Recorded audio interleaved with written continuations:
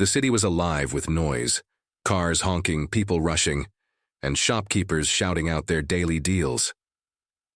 But among all that noise, no one noticed a small girl walking barefoot on the hot pavement. Her name was Noor, only 7 years old. Her clothes were worn out, her hair messy, and her eyes looked older than her age. She held tightly to the hand of her little brother, Rami, who was just 3. His tiny feet dragged on the ground as he struggled to keep up with his sister. Noor looked left and right, her eyes scanning the streets, the dust, the bins. She wasn't looking for toys. She wasn't looking for friends.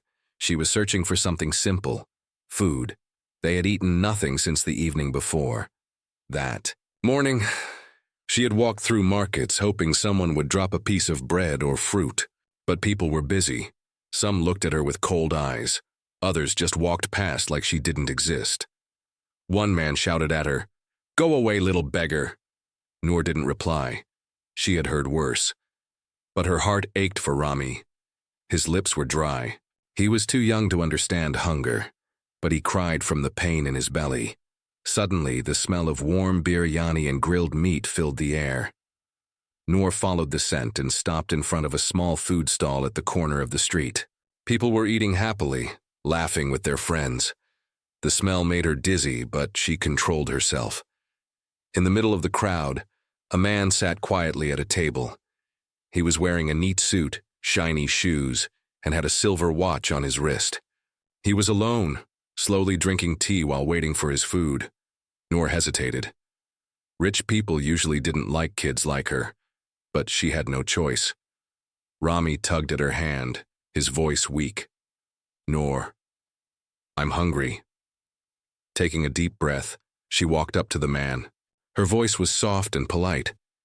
"Can I please have something to eat?" she asked. "My brother is hungry." The man looked up, surprised.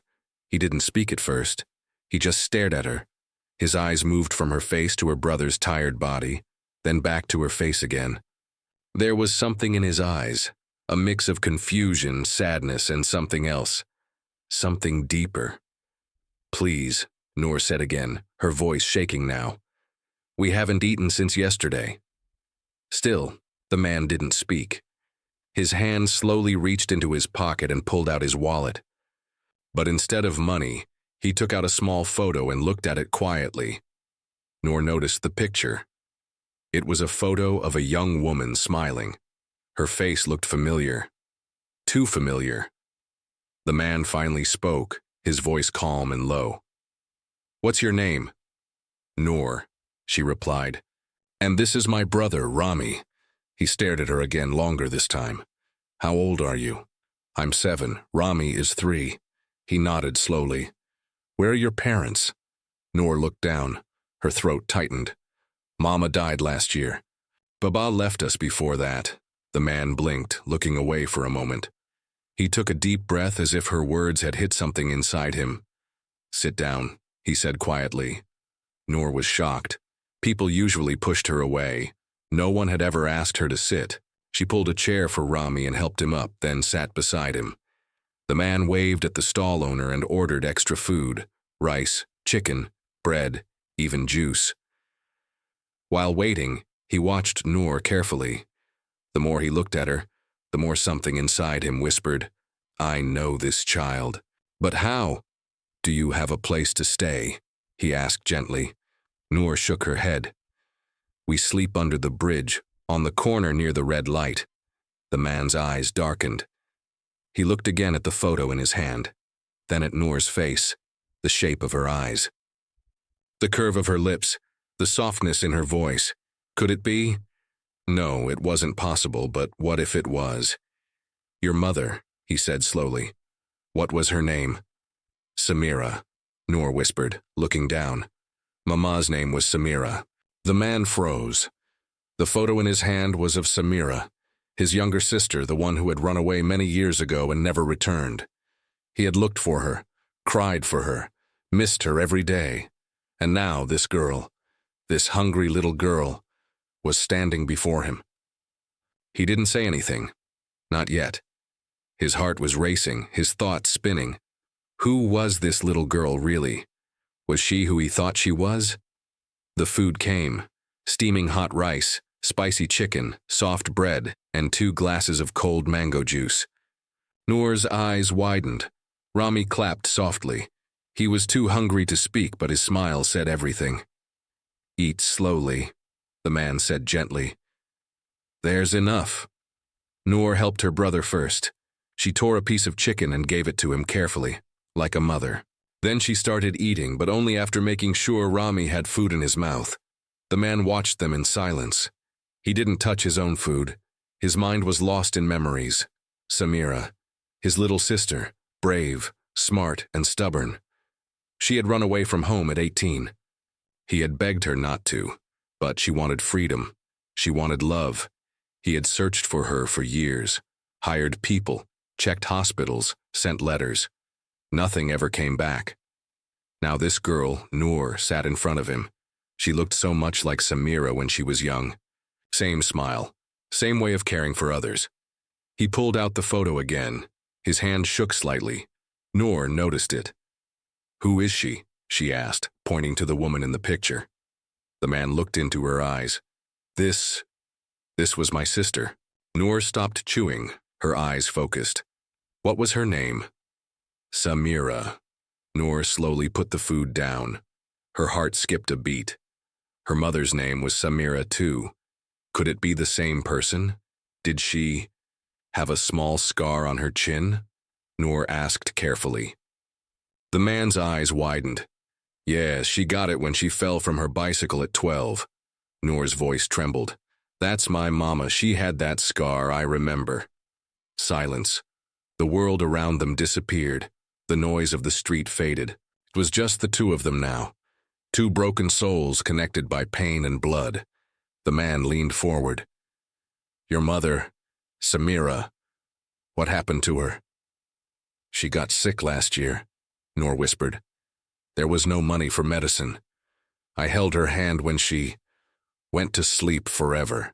The man looked away, tears filling his eyes. He had missed so much. His sister had suffered, and he wasn't there.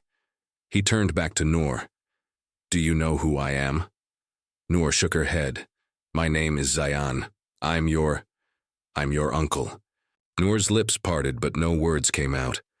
"My sister, your mama, was my only family," he said softly. "I lost her once. I didn't know she had children." Noor looked down. Her hands trembled. Rami kept eating quietly, too young to understand. Zayan's heart ached. He had spent his life building companies, buying properties, flying in private jets. But none of it mattered now. What mattered was sitting right in front of him, his family. "How long have you two been living on the streets?" he asked. "Almost a year," Noor said, her voice low. "We move around, sleep near the bridge, sometimes near the market." Zayan couldn't breathe. His niece had been living like this while he lived in a mansion. "You don't have to live like that anymore," he said firmly. "You're coming with me." Noor froze. "What do you mean?" "I mean," Zayan said slowly, "I will take care of you both, I promise. From today you're not alone anymore." Noor looked at Rami, then at Zayan. Her eyes filled with tears. "Really? You're not lying?" "I'm not lying," Zayan whispered. "You're my family, Noor. I've already lost your mother. I won't lose you too." Noor couldn't hold back anymore. She burst into tears and hugged Zayan tightly.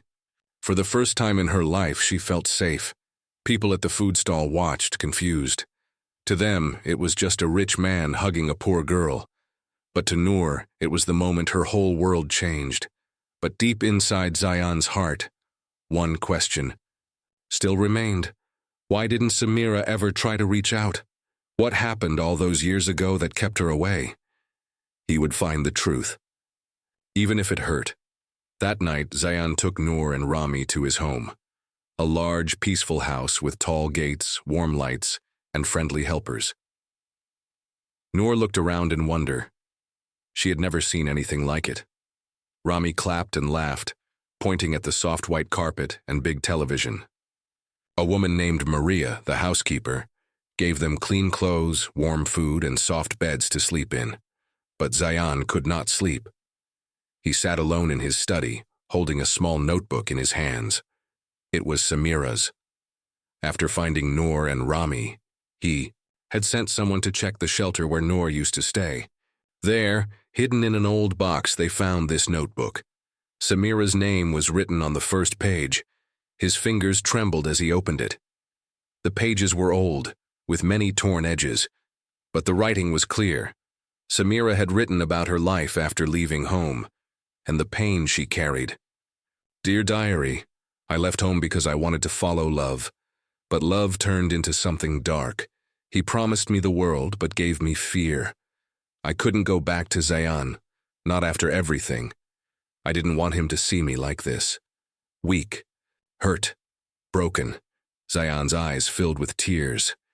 I had two angels, Noor and Rami. They gave me reason to live. But life was hard.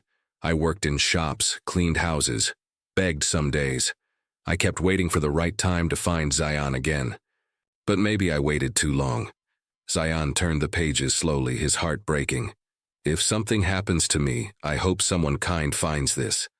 My brother is Zayan Shah, the man with a cold heart but warm soul. Tell him I forgave him for not searching harder. Forgave myself too, in the end. Zayan closed the notebook, his hands shaking. He whispered, I never stopped searching, Samira. I just didn't know where to look. Just then, a soft knock came at the door. It was Noor. She held Rami's stuffed toy in her hand and looked shy. Uncle, can I sleep here tonight? I feel scared. Zayan stood up at once. Of course, sweetheart. You never have to feel scared again. She walked in and he sat beside her. On the couch. He tucked her in with a blanket, gently brushing her hair. Your mama was the bravest woman I ever knew, he said softly. She loved you more than anything. Noor looked up at him. She used to tell me stories about a brother who was like a lion. She said one day he would come, and he would save us. Zayan smiled sadly.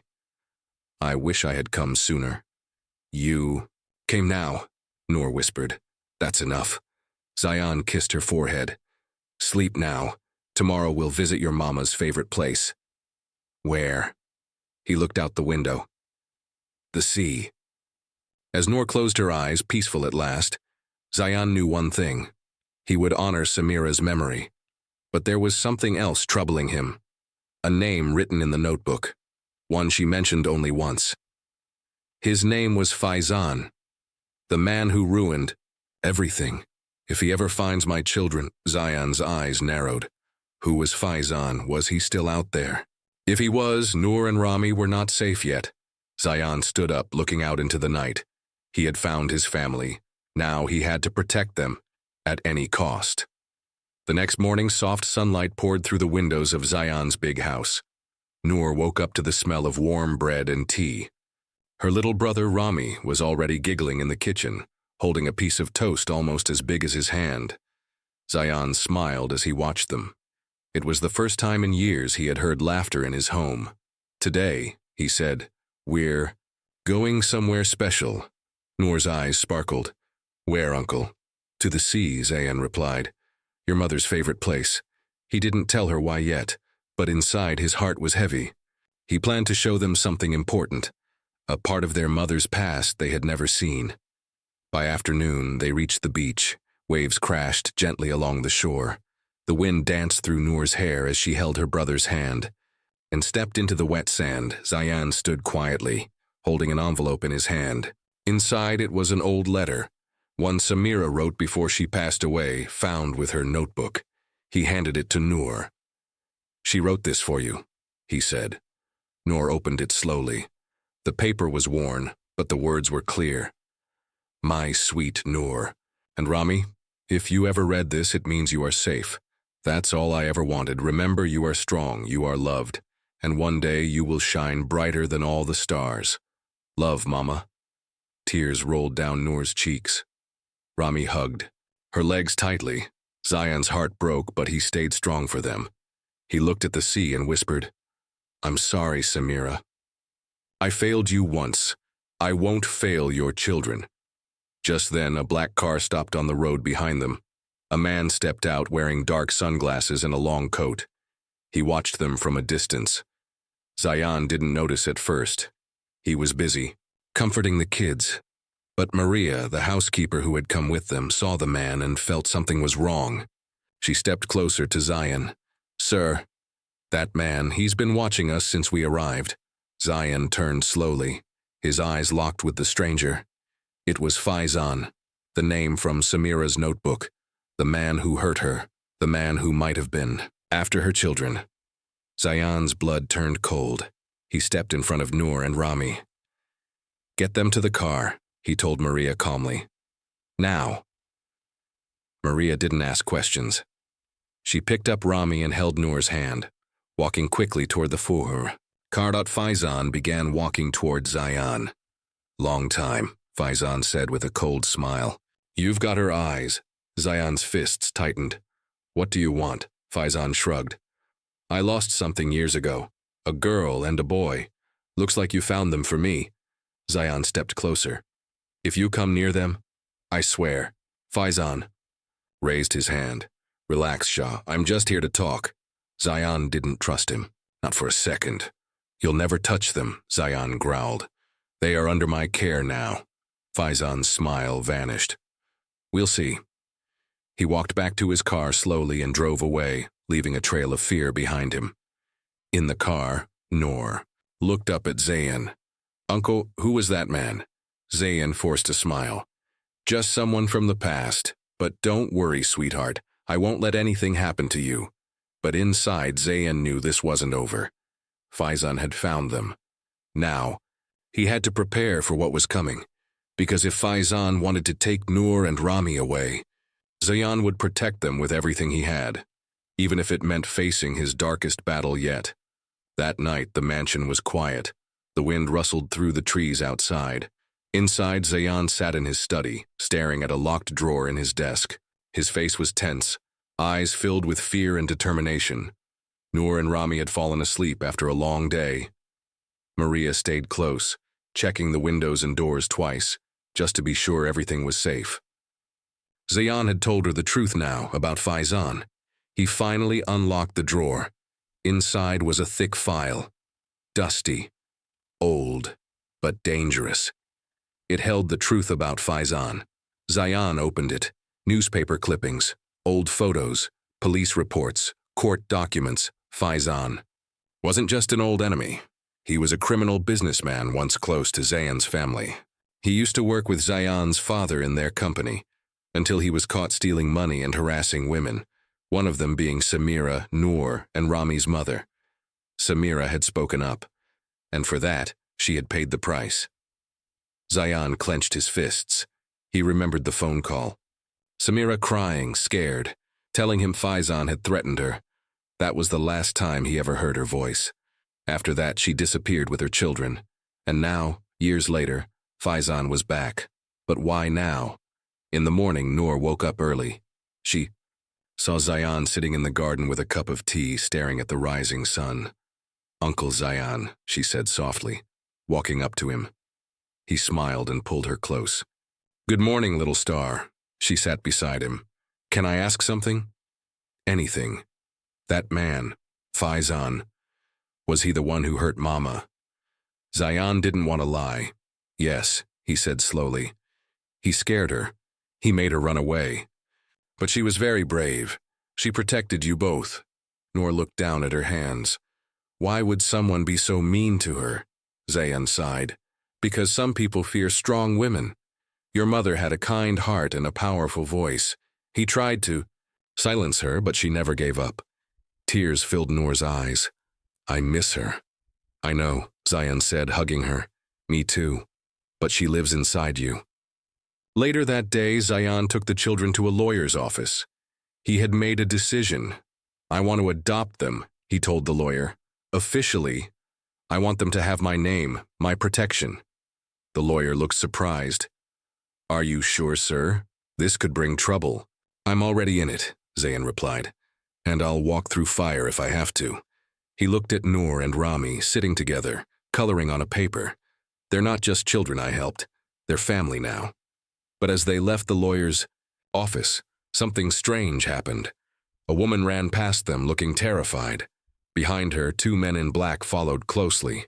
Zion stepped in their path. "Leave her alone," he said firmly. The men paused. "Who are you?" one of them asked. Zion showed no fear.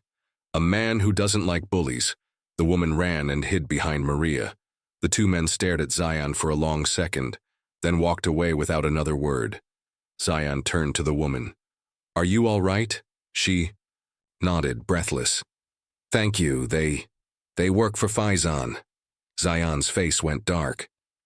"What do you know about him?" The woman looked up. "Too much. And if he knows you're protecting those kids..." Zayn felt his heart drop. "He'll stop at nothing," the woman whispered. That night Zayn sat in his office again, staring out the window. This wasn't just about adoption anymore.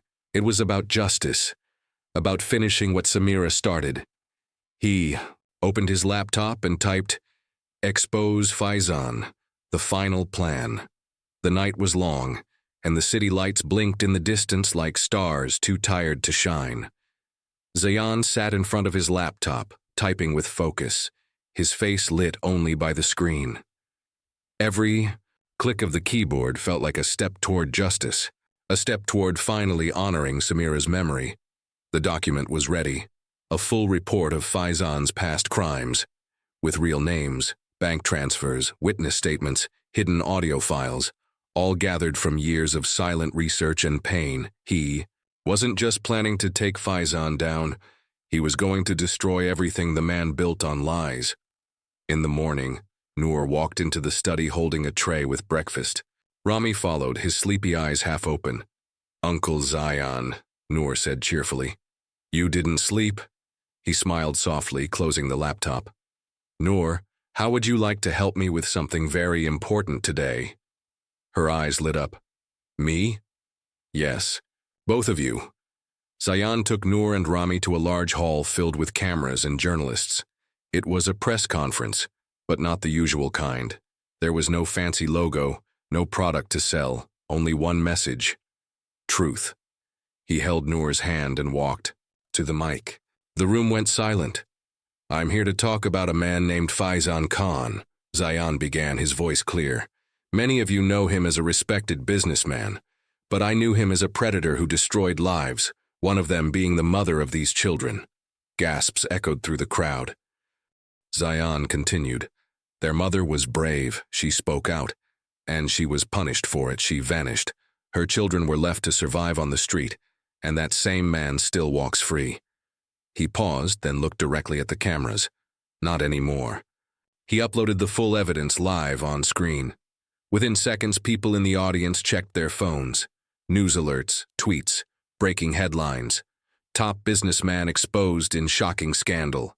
CEO accused of crimes by fellow billionaire. Zion stepped down from the mic and gently hugged Noor and Rami. Reporters tried to ask questions, but he raised his hand calmly. No more words, only truth. Back at the mansion, Maria switched on the TV. Every channel was talking about it.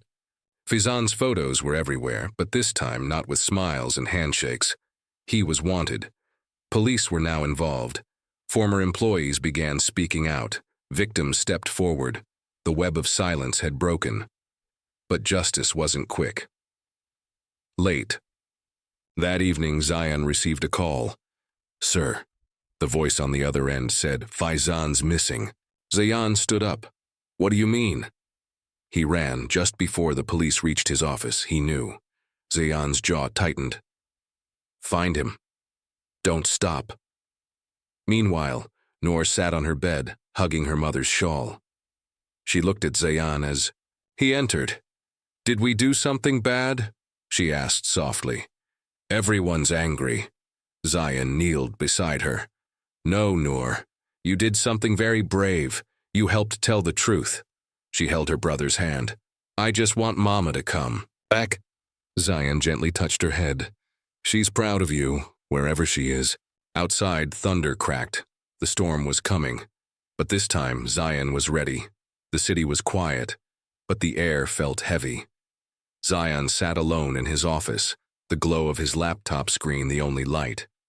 The news of Faizan Khan's escape was all over. The headlines. The police were searching, but time was running out. His phone rang. It was the detective in charge. "Sir, we have a lead. Faizan was spotted near the old factory district. He might be planning to flee the country." Zayan felt a cold shiver. "I'm coming." At the same time, Noor and Rami waited nervously at Zayan's house. Noor held tightly to the shawl that once belonged to her mother. The night felt endless. Zayan arrived, tired but determined. "We can't let him get away," he said quietly. They planned quickly. Zayan called his trusted friends, people who believed in justice. Together, they drove to the abandoned factory. Darkness surrounded them like a thick blanket. The only sound was their footsteps echoing through broken windows. Inside, Faizan waited, a cold smile on his face. He wasn't scared. He believed his power would save him. When Zayan and the team stepped forward, Faizan laughed. "You think you can stop me?" he sneered. Zayan's eyes burned with anger and pain. "This ends tonight, Faizan. For Samira, for Noor and Rami, and for everyone you hurt." Suddenly, Faizan pulled a gun. But before he could aim, Zayan's friend moved quickly, disarming him. The fight was short but fierce. Faizan was finally handcuffed. His power was gone. Outside, Noor and Rami hugged each other tightly as the police took Faizan away. Noor whispered, "Mama will be proud." Zayan smiled, tears in his eyes. "Yes, she will." Days later, Noor and Rami began a new life with Zayan. The children laughed again, feeling safe for the first time in years. Zayan opened a foundation in Samira's name to help children like Noor and Rami, children who needed hope. The story of a poor girl who begged for food had become a powerful tale of courage, love, and justice. Sometimes even the smallest voice can change the world.